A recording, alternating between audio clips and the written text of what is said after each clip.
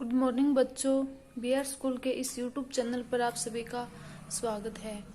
तो देखो, हमने कल पढ़ा था सिंचाई के पारंपरिक तरीकों के बारे में। हमने कल देखा था।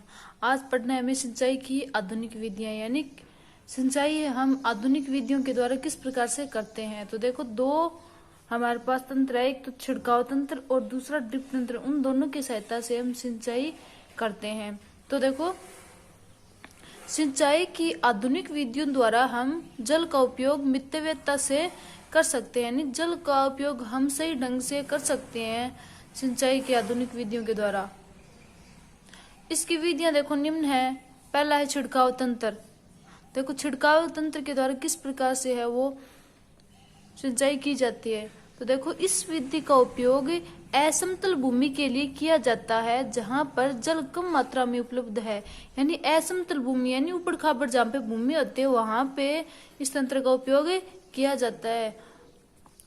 ऊर्ध्व पाइपों के ऊपरी सिरों पर घूमने वाले नोजल लगे होते हैं, यानी जो खड़े पाइप होते हैं उनके ऊपरी सिरे पर है ना नोजल लगे होते हैं।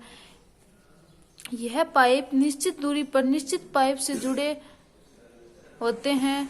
जब पंप की सहायता से जल मुख्य पाइपों में भेजा जाता है तो वह घूमते हुए नोजल से बाहर निकलता है। इससे छिड़काव पौधों पर इस प्रकार होता है जहां वर्षा हो रही हो, यानी जो नोजल लगा होता है यानी उससे वो पानी इस प्रकार से गिरता है जैसे कि वर्षा हो रही है, यानी यह असमतल भूमि के लिए उपयोग में लिया जाता है।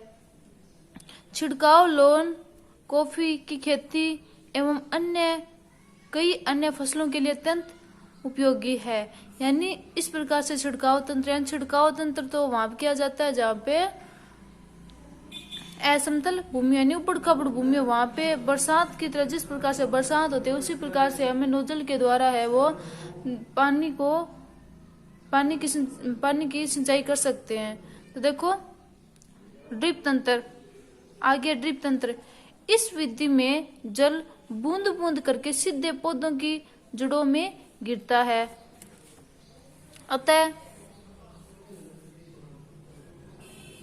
अतः इसे ड्रिप तंत्र कहते हैं। फलदार पौधों, बगीचों एवं वृक्षों को पानी देने के लिए सर्वोत्तम तरीका है। इससे पौधों को बूंद बूंद करके जल प्राप्त होता है।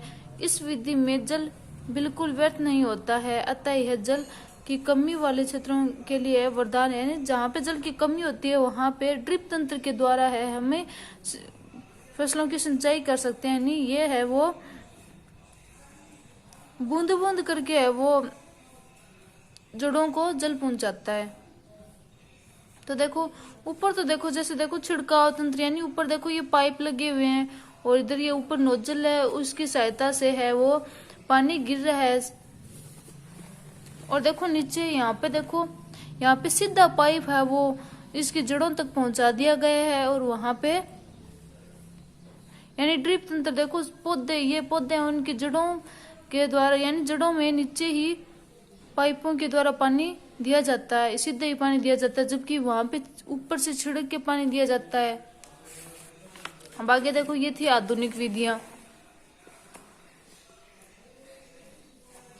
अब देखो, खरपतवार से सुरक्षा। खरपतवार यानी खरपतवार से सुरक्षा कैसे की जाती है तो वो देखो,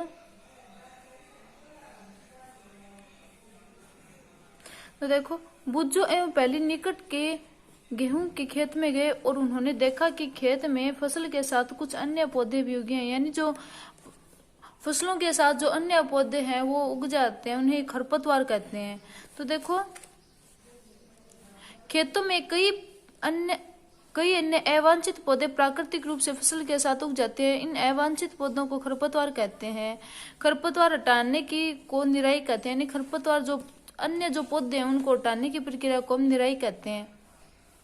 निराई आवश्यक है क्योंकि खरपतवार जल, पोषक जगह और प्रकाश की स्पर्धा कर फसल की वृद्धि पर प्रभाव डालती है। यानी ये बिना काम के जो यानी अलग ही जो पौधे हैं, जो अवांछित पौधे हैं, ये जमीन से जल, पोषक तत्व इत्यादि को ले लेते हैं, जिनसे जो मुख्य पौधा है वो हमारा बढ़ नहीं पाता है। कुछ खरपतवार कटाई में भी बाधा डालते हैं तथा मनुष्य एवं पशुओं के लिए विषैले हो सकते हैं, यानी कुछ है वो कटाई में भी बाधा डालते हैं। खरपतवार को हटाने एवं उनकी वृद्धि को नियंत्रित करने के लिए किसान विभिन्न तरीके अपनाता है।